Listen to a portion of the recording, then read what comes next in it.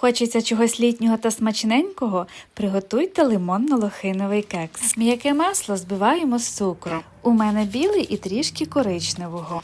Додаю ванільний та лимонний цукор від торгової марки Еко. Смак кексу стає яскравішим з виразною лимонною ноткою. А далі лимонна цедра і сік лимону для свіжості. До борошна додаю розпушувач Еко. Він потужний, на нього завжди можна покластись. Дрібка солі, кориці. Об'єдную вологі та сухі інгредієнти. Лохину обкатую в кукурудзяному крохмалі й обережно лопаткою ввожу в тісто, щоб не пошкодити ягоди. А далі випікаємо, охолоджуємо, ріжемо і подаємо з ромашковим чаєм.